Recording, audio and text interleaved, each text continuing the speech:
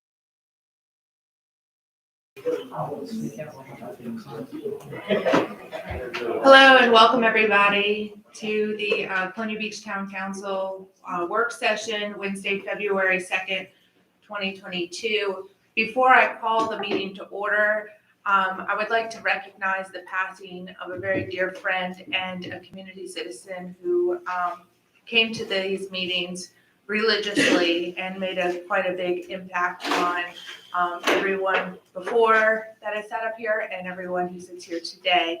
His name is Walter Kern. I ask that everybody please stand for a moment of silence in his honor.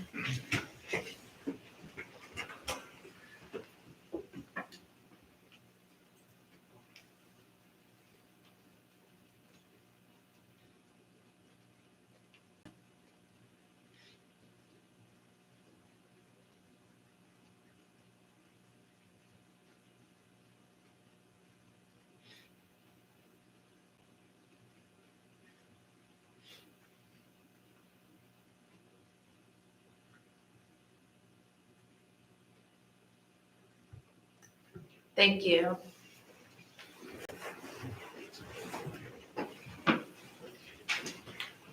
Oh, I believe St. Peter hasn't let him in yet. He's telling him stories at the pearly gates, says Biggie.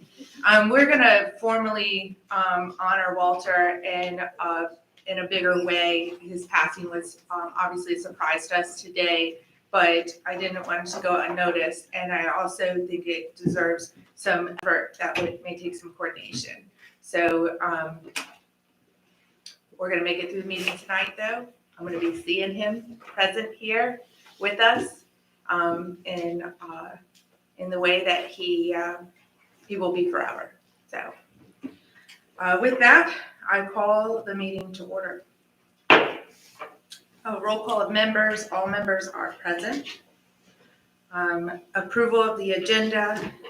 I do have 2 changes to the agenda to propose. One is that the closed meeting section B, we can nix from the agenda. They're still working it out, so we don't have anything. Closed meeting B, real estate contract analysis. And the other just being that I will do the liaison appointments after the adoption of the bylaws. So that's under unfinished business, A, resolution 0622, adoption of bylaws and rules of procedure.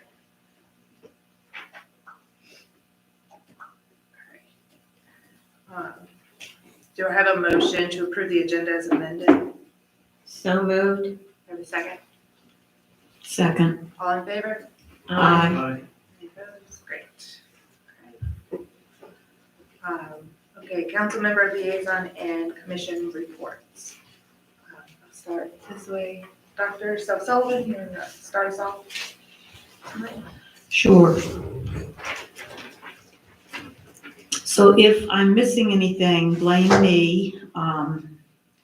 Susan has been out of town with a family situation, and she usually helps me pull this together. So my apologies. Please get with me if I've missed somebody that had something that they wanted to talk about, and I'll make sure it gets published.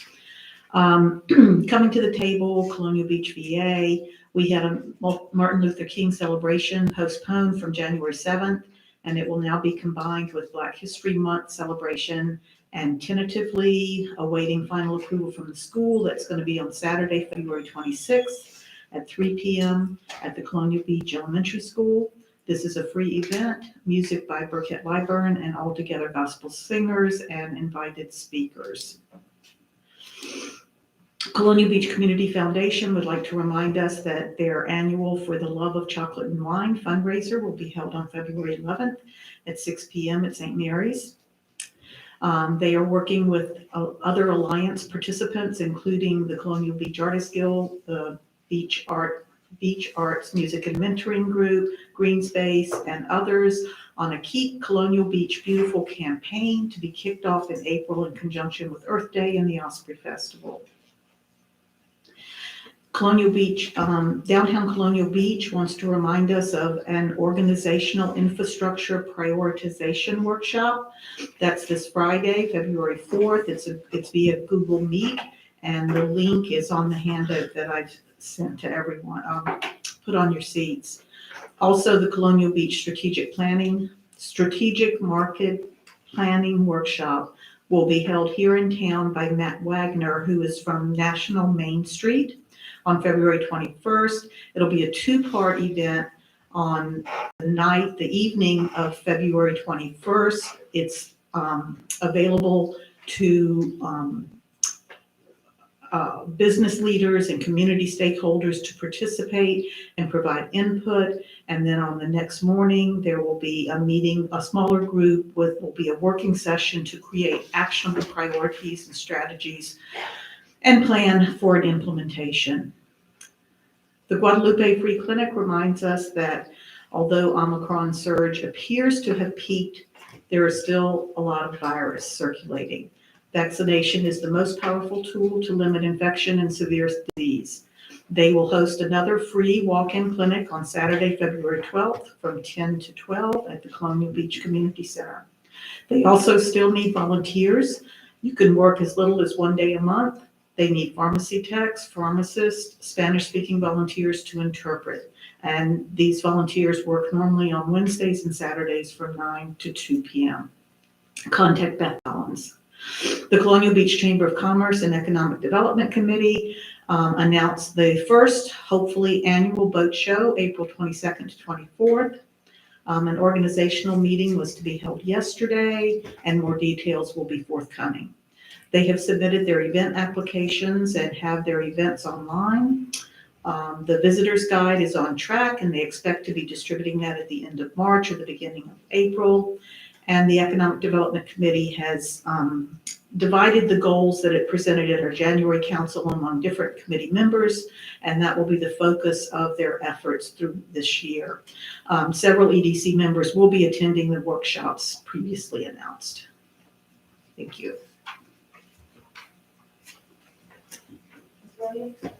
No updates.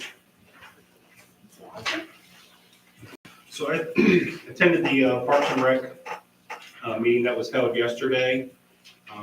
First off, they nominated Karen Grinovich as the chair once again, with Eileen Heath as the vice chair for that advisory committee. Second is they determined that there'd be the first Tuesday of each month will be the Parks and Rec meeting, which will be listed on the town website, I imagine. Third is they had a vote on providing the town council the recommendation for the Northside Park. I know we have that on the agenda today. I'll let Dr. Sullivan speak about that during her agenda item.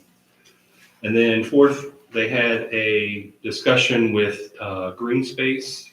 They wanted to know if once benches are purchased, if we had a place to store them until they're able to be installed. I'm sure that's something I can talk to the town manager about, and we can figure out some type of plan. That's all I have. Ms. Knight? Nothing to report. Mr. Mankier? I want to particularly recognize two part-time residents of the town, Mark and Emmeline Preston, who made a very generous contribution to the town for the purpose of purchasing a ballistic shield for the police department. Nothing to report. We're gonna meet the new superintendent soon? I do have a meeting with him tomorrow morning, so I will ask him when he plans on coming. Excellent. I don't have anything to update this time. We've had a parking meeting, but we're gonna have a community parking meeting coming up. So if you're interested in parking in town, I'm sure, will that be in the town manager update, the parking meeting? Next Friday. It's next Friday, 9 a.m. here. It's on our Facebook page. Okay. I have to remember to go there. All right. Next up is the proclamation for Black History Month. I want to thank Heather for putting this together. She's found some good historical tidbit local to Colonial Beach. It reads as, whereas the month of February is when the nation observes and honors African American history, and whereas in 1926, Carter G. Woodson designated the second week in February to honor his heritage, a week with significance, the week Frederick Douglass and Abraham Lincoln were born. And whereas in 1969, it was proposed by Black educators and students at Kent State University to establish a month celebrating the heritage of African Americans. And whereas this year we recognize and celebrate a Tuskegee Airman from Westmoreland County near the town of Colonial Beach. And whereas Technical Sergeant Charles B. Smith of the 99th Fighter Squadron was born on January 23, 1917, to parents Harrison and Emma Smith of Colbs, Virginia, just outside town limits. And whereas Charles B. Smith would serve in the U.S. Army Air Force during World War II and train in aircraft ground support. Whereas after training, he would become part of the 99th Fighter Squadron of the Tuskegee Airmen as a crew chief and technical sergeant overseas in North Africa and Europe. And now therefore be it resolved that the Town Council of Colonial Beach, on behalf of the town and Colonial Beach citizens, do hereby proclaim February of 2022 Black History Month and remember Charles B. Smith, who served as a Tuskegee Airman during World War II. We did that about our local history.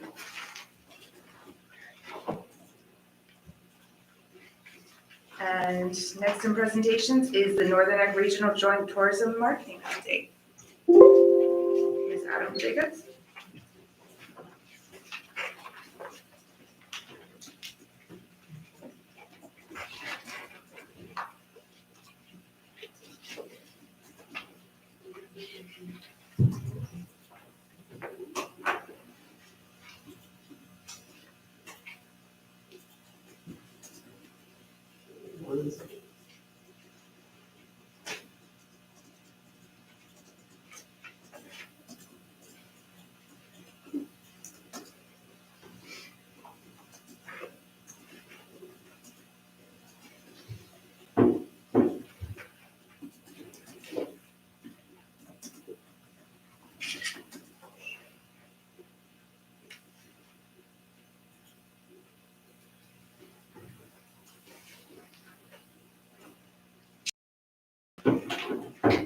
Can you come back to me? I'll pull it up, make sure we have it. Okay. Let's go ahead and get it started. This is about the joint meeting with Susan and the county and bond drop. Yes, Okay. I'll be ready after Susan. but get mine ready. Okay. All right.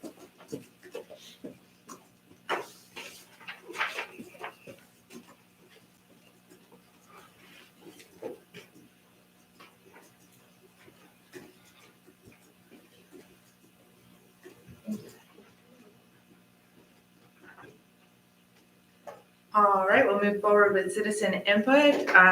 We do allow 3 minutes per citizen, and I do keep tightly to it, even when Mr. Kearns is here. First up, we have Mr. Green.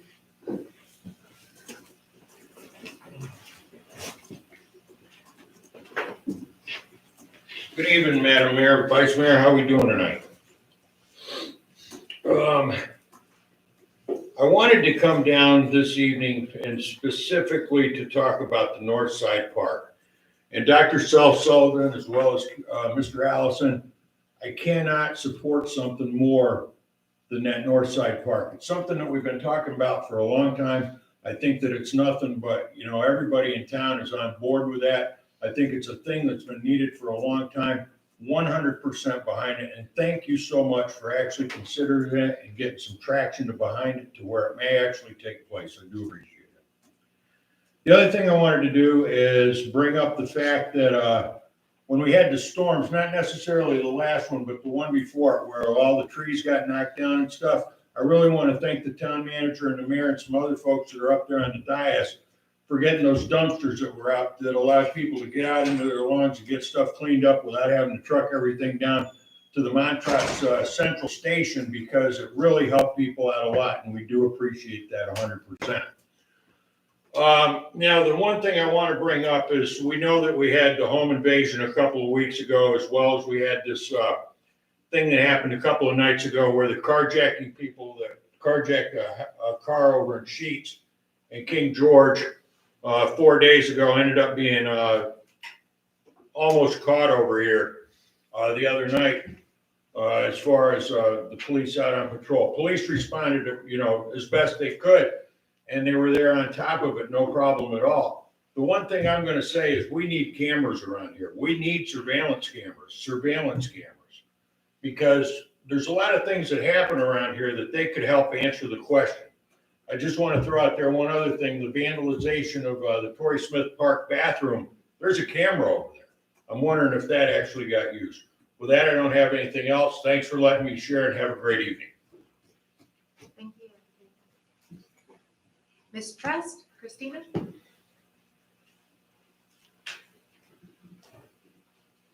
Hello, I'm Christina Tress and I live at 3003 Stratford Street. I hope you guys aren't tired of hearing me talk because I am tired of hearing myself talk about this. As this is my fourth time, so I'm not going to read my letter. I'm just going to give you some points. So I'm here to ask again for your support regarding the playground proposal on a town-owned property at the corner of Azalea and Stratford. I know that this is on the agenda discussion this evening, and at last month's meeting, I turned in the proposal letter with approximately 60 signatures of residents within close proximity supporting this effort. Currently, there are no recreational facilities on the north side of town. There's a large population of children in this area that would benefit. There's been very little, if any, opposition that I've heard. Everyone seemed fully in support of it. And the playground would serve a population of children that currently have no safe place to play.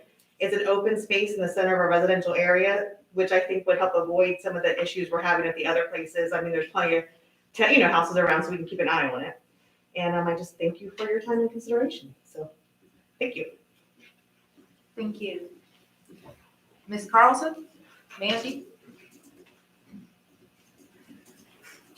Good evening. I'm over on Santa Maria, and I'm also here to hopefully ask to move forward in a park over on the north side. We have quite a group that's willing to support this. We've gotten signatures, we've talked to the community, and they are really behind this and willing to help move forward if they know what to do.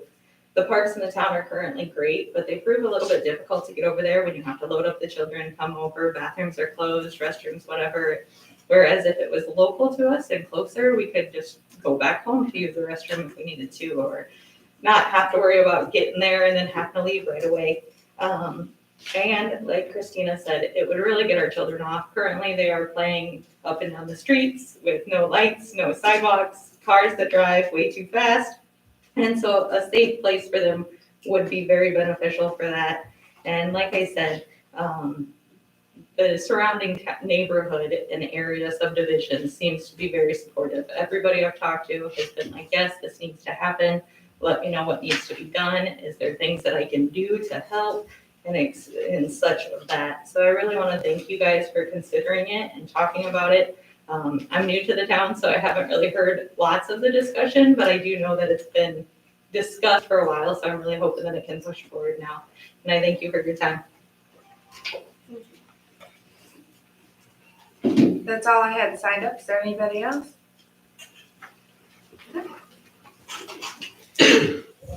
Madam Jacobs, are you ready now to go back to?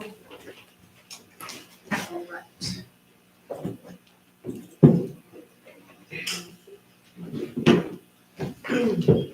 Thank you, Madam Mayor. Yes, this initiative came from our 2021 council priorities. There was an initiative to work more collaboratively with our Northern Neck regional partners, so I'm very excited to bring this back. Over the last 6 or 7 months, we've been working with the towns of Montrose, Tappahannock, and Warsaw on a joint marketing effort. The town actually has Virginia Tourism Corporation funding left via grants, so we'll be joining in a joint marketing effort with those towns for a billboard that will be in Richmond to increase our tourism. So we're very excited about this.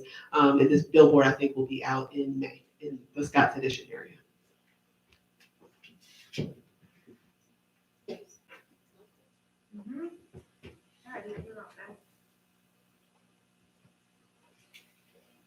Any questions? All that I have? Okay.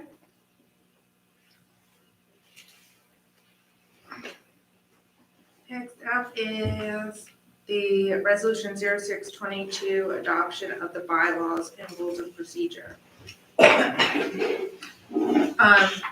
Vivian added several sections to clarify meeting the rules for attending virtually.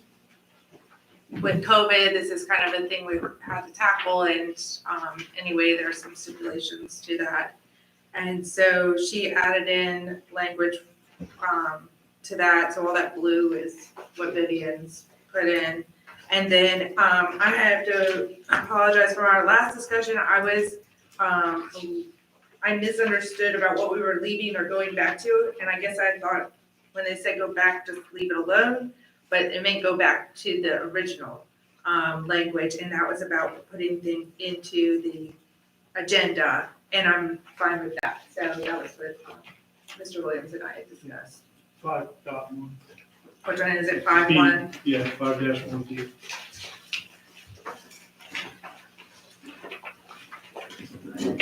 One. So in there, instead of striking the language and adding the new sentence, we will not add the new sentence and we will not strike the sentence that was stricken. Let's see. Page 11.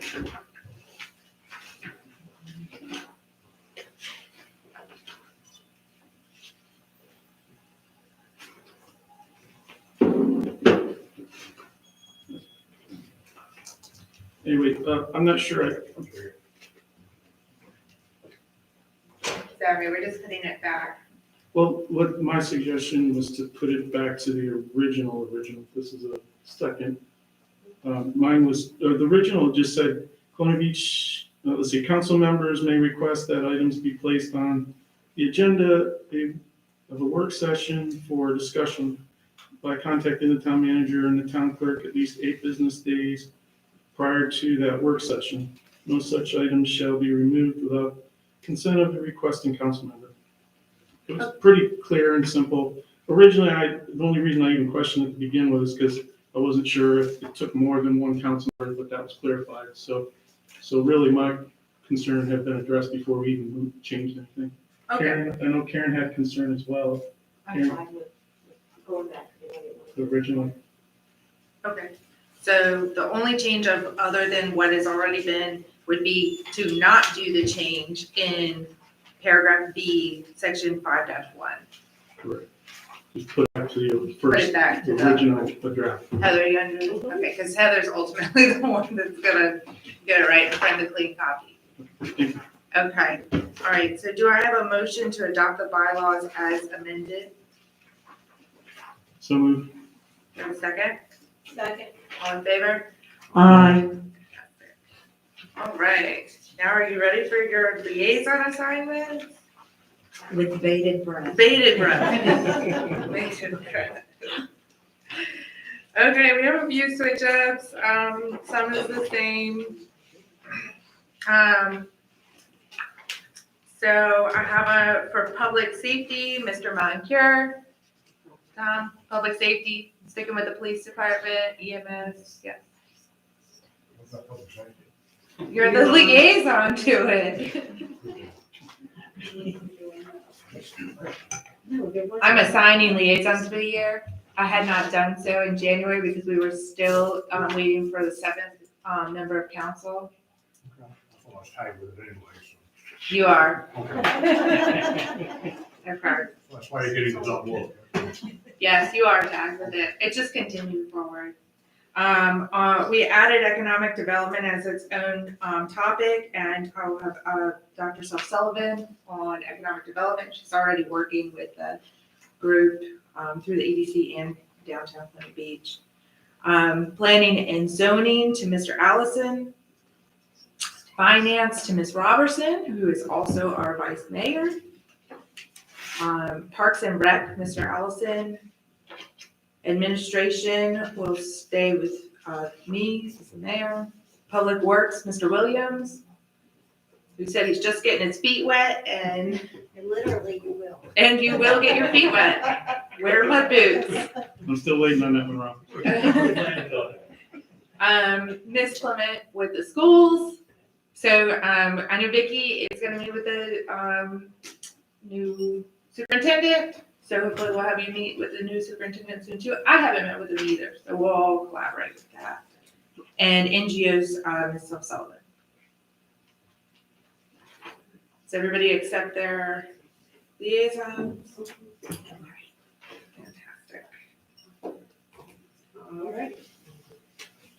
Next is the review of ordinance 721, the amendment to chapter 13 licenses, article 1 business and occupational license. This is for discussion tonight and will be scheduled for a public hearing at the regular meeting. Ms. Oaks? Oh, Adam, I'm sorry. I looked straight down from occupational license, so. Good evening, Madam Mayor, and council. You're hiding from me over there. Sorry about that. This is just basically, in December of 21, staff brought a proposal in front of council to increase the minimum fee for a business license from, based off of gross sales, to a $30 minimum, and to increase the state rate or the town rates to state maximums. After doing that, we had some more thought about it, and if you can go, I can't really see. I'm on options. Do you want issue? Issue, Okay. please. Basically, staff is seeking council's direction to implement a business license change, whether it's the change in fee or change in rate structure as well. If you all choose to change the rate, it would only be basically changing the rate of one class code, and that's for professional, financial, and real estate services. And it would be changing that from 35 cents per 100 of assessed value to 20 cents. All right, you can go to the next one. You want fiscal impacts? Or options? Fiscal impact. Fiscal impact. We have three options for you. The first option is basically to leave the business license structure as is, which is the license fee is based off of the gross sales, and that would change our revenue in no way. Option 2 would be to add a $30 minimum and to leave the rates as they are. The third option would be to add the $30 minimum fee and to lower the rate for that one class code we spoke about. We would have a decrease in revenue with that option in approximately $6,000. However, doing this would streamline the business license process, make it a little bit more easier for businesses coming into town. They wouldn't have to worry so much about different rates to look at. There would only be really one rate for them to choose unless they were a contractor.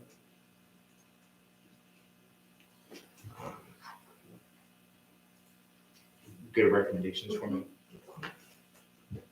Staff recommends the town council to set a date for a public hearing on this matter. Staff recommends adopting a new business license ordinance, adding at least the $30 minimum fee, and to reduce the professional financial services to 20 cents per 100 of assessed value. I'm happy to take any questions if you have any. Sure. Before you ask a question, you ask the question first. I just wanted to know how long what you have in place now has been in place. For at least 18 years since 18 I've been years. here. Okay, Town rates have not changed since I've been here. okay. And obviously we have. Thank you. That was a great question. I actually didn't know the answer. 18 years, It was at least since I've been here. so maybe longer. Could be longer. So this is one of the things that I've worked with Adam on, Lisa on, India on, and Ms. Williams and I have had discussions about it as well. Changing the business license code, and the reason I want to talk about this is because that is a good overview of it, but it doesn't get at the purpose necessarily. What's important to me, because as a small business owner, one of the things that was the most intimidating was the town business license. As a very small business, which most people in Colonial Beach are, the business license application is antiquated. It is also doesn't apply to a lot of small businesses, every piece of it. So you're not sure what you're supposed to fill out, what you're not supposed to fill out sometimes on it. This is what it looks like right now. It comes with a 2-page tax license schedule. All of these are different tax codes for our business licenses. There's like 40 of them on here. So it's intimidating when you're a very, very small business and you're just saying, I'm not sure what I'm gonna make and I don't know how. Some of these people in small business also don't even use QuickBooks. They use handwritten receipts. Or they don't have receipts, right? Because maybe they're knitting quilts for their neighbors. I don't know. Sometimes it's that simple, right? So there were some goals in this. One was to make the application easier.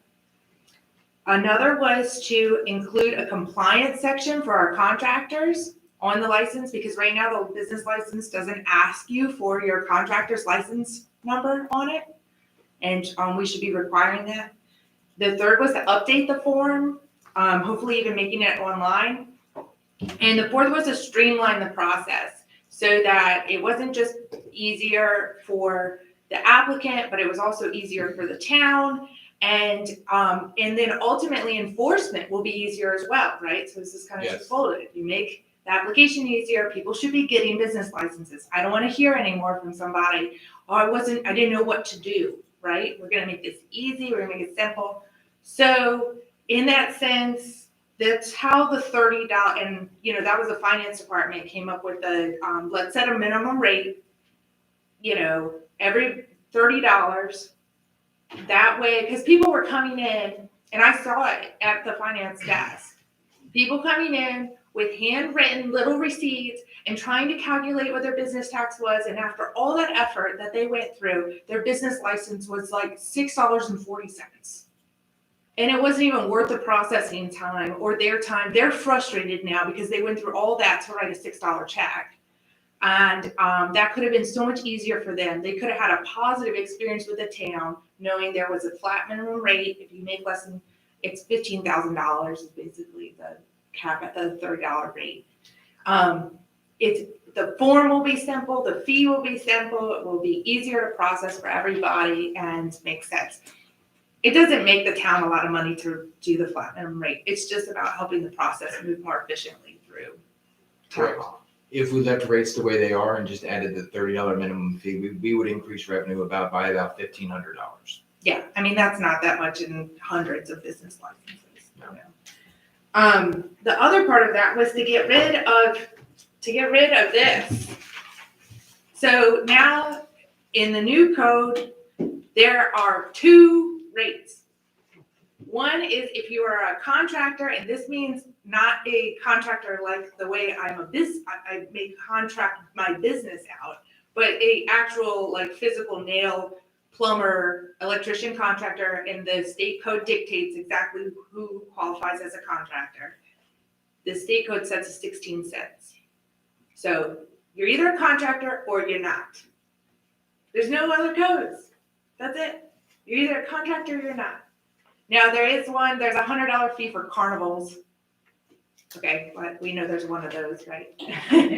And if you're a vendor, a peddler, a vendor at an event, then you pay for your vendor fee, and that's already been established where you leave that process alone. But everybody else in town filling out a business license on a nice, simple, easy business license.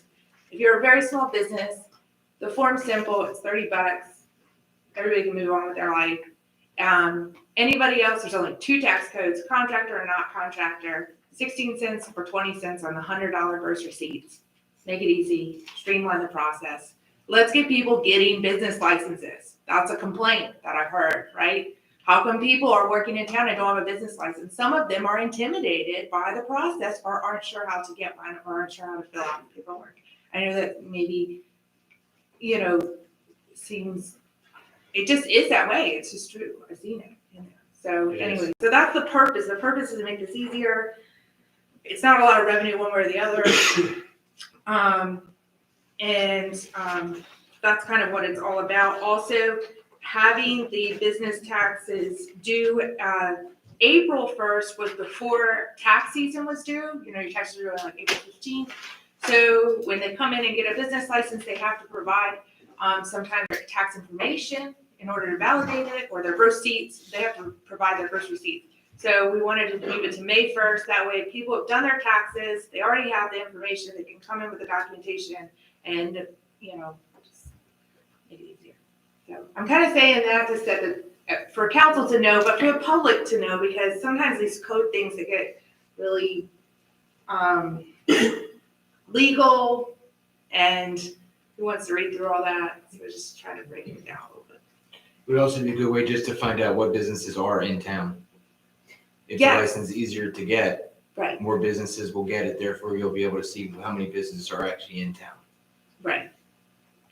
And also if our local code is a 20-cent rate, but like, let's say there's a franchise and you have one in Dahlgren and you have one in Colonial Beach. And if our rate is 20 cents and the franchises in Dahlgren is 35 cents, they're more likely to pay the town business license in Colonial Beach. And they only have to be licensed in one locality. Correct. So ultimately, that's to our advantage too. Again, I don't think it's a big money maker or breaker one way or the other. That's not the point. The point is customer service. That's the. I just wanted to ask if Vivian had a chance to review this final draft and make sure that it conforms with everything at the state level, because it's a lot of legalese. I did, yes.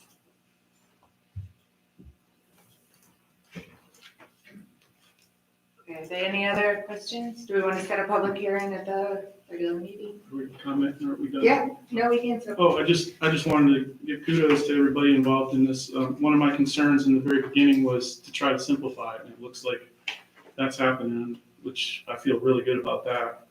And also lowering taxes, I mean, that's a miracle in itself, you know? So I'm all for that, and I just want to say I appreciate, the work that's gone into this. Thank you. Any other questions? Nope. Okay, cool. Thank you so much to the finance department, Lisa, Adam, you guys for doing all of the calculations and all the options, the financial impact of this, and breaking it down and coordinating with Edmonds. And anyway, it's been a long time coming though. We've been talking about it for a long time. We've been talking about it for a long time. I know. Appreciate it. Yeah. Okay, so that will go to our regular meeting for public hearing. Moving forward. All right, next, Mr. Moncur, you're up next with our trademark. To maintain the federal registration of our trademark requires certain actions by the town, to include monitoring infringements and licensing the use of the trademark. I assume that and I'm referring to our Anchor and Wave trademark, was intended in large part to promote Colonial Beach, something of our brand, if you will. And so last year, we instituted a licensing agreement with a nominal fee. We had anticipated that licensing would also offer some exclusivity to vendors, being able to advertise officially licensed gear. For whatever reason, perhaps a misconception of the purpose of the agreement, or I suspect more, the ready availability of other beachy themed logos, this initiative has been a dismal failure.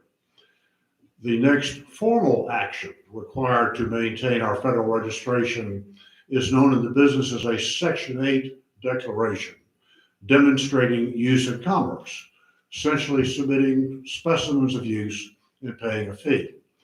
This declaration will need to be filed within 1 year following July 2024, so we face no imminent deadlines. As I suggested last year, I have no clue why we pursued federal registration, and quite frankly, had I been around, I would have counseled against it. We retain common law rights regardless, and I deem them to be sufficient particularly if we are interested in the wide dissemination of this trademark. The policy question that we face at this point is whether we want to encourage the broad use of this trademark, in which case we forego licensing and permit the federal registration to lapse, or whether we hold the trademark closely and continue licensing and policing infringements. As we are up against no deadline, permit me to suggest that we give this some thought, discuss with vendors and interested citizens, and revisit this issue this spring. Okay, I'd like to also hear Susan French Janae's input on this as well. Yeah, so that'll give us some time to do that. Anybody else? Thank you very much for updating. Okay, new business. Playground on vacant lot in Riverside Meadows, the north side.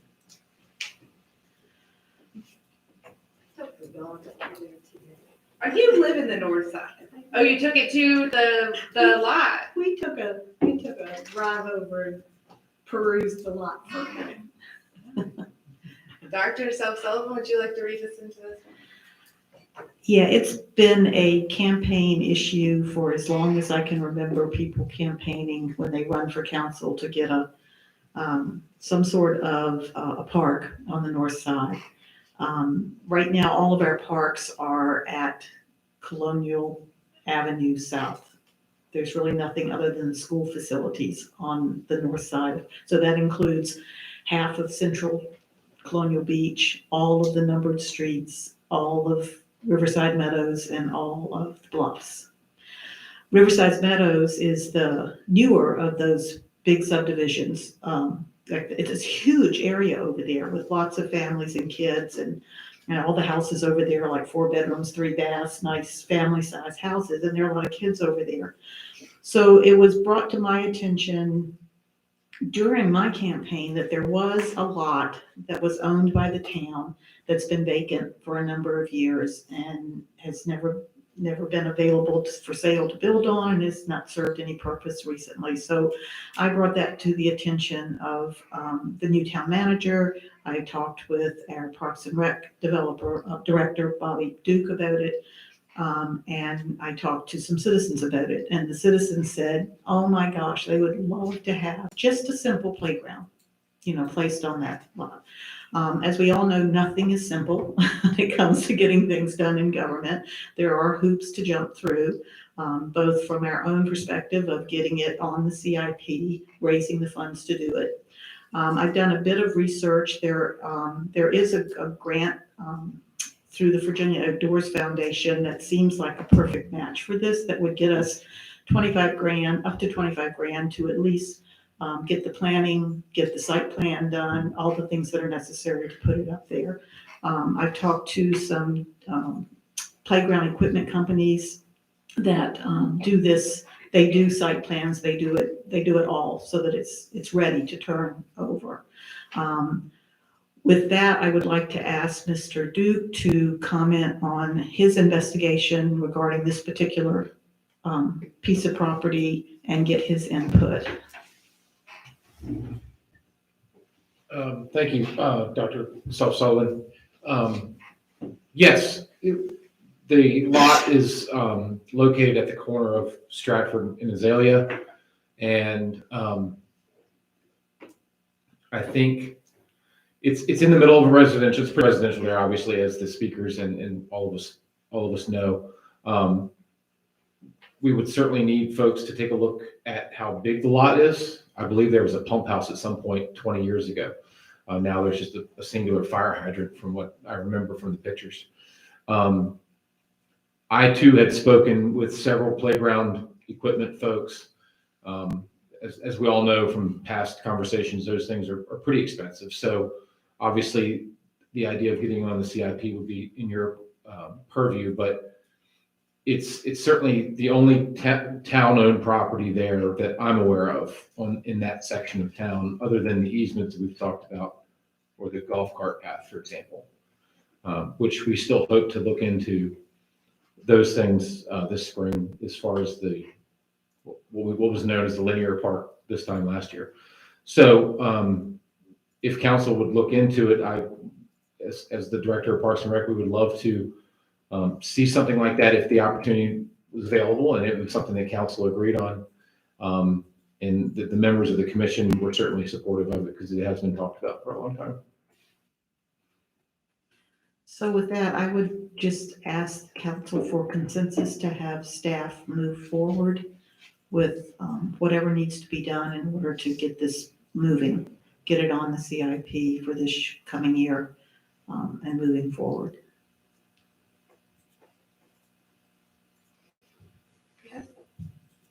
So we're talking about a small playground, is that what we're looking to do? Yes, sir. And for you, particularly for Mr. Moncur, this $25,000 grant has no matching funds required. Keep them coming. I think the playground's gonna cost more than $25,000 though, so, I think that's ultimately will have matching requirements, not grant associated, but otherwise. I see the town manager looking at me, do you have Mr. Williams? Well, I was just gonna ask, since this is, I'm fairly new on the council and this is my first experience with actually proposing something, which, like Karen said, I campaigned on this just like everybody else, park on the north side. Just what's the normal process? I guess Robin used to be on the planning commission, so you may know. Isn't it something that should go through the planning commission?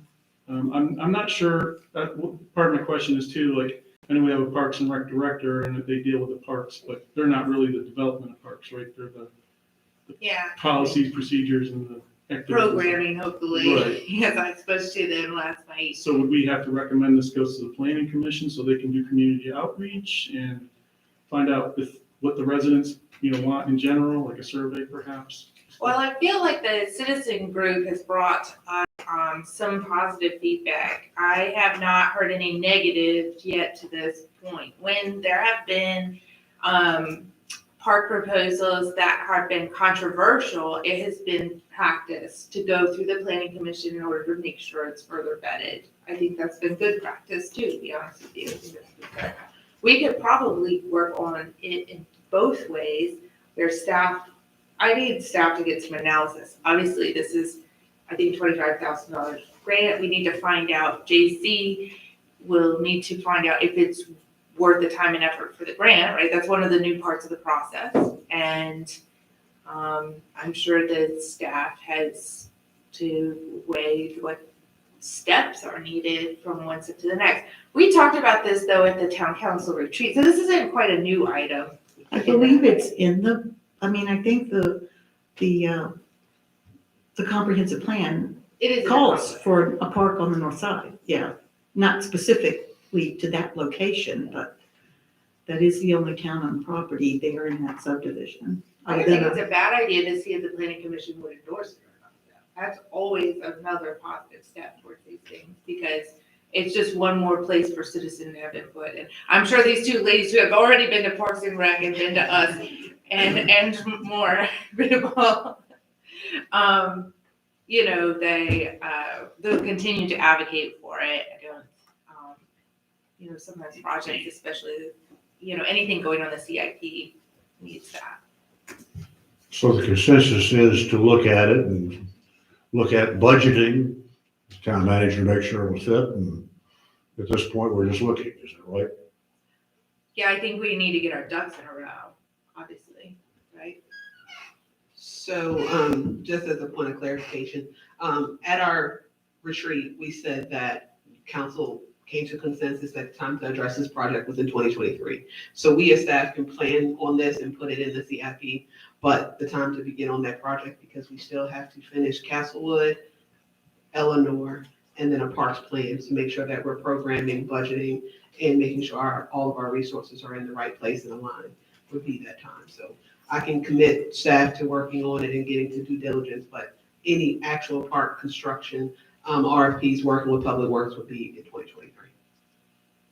I think it's good to set that expectation now, because there is a lot of bureaucracy to this too. And I don't want anybody to think it's gonna be in 6 months and then frustrated by now. Well, can I ask, how big is this lot? Rob, do you know? Will it be, 100 by 150 would be a guess. Yeah, it's a corner lot and they're a little bit bigger than your standard lot. What's that? It's a corner lot, so it's a little bit bigger than typical. will there be room for parking and stuff like that? I wouldn't want to say yes. Street side, maybe, depends on the size of the, you can probably extend your shoulder a little bit, and there could be some shoulder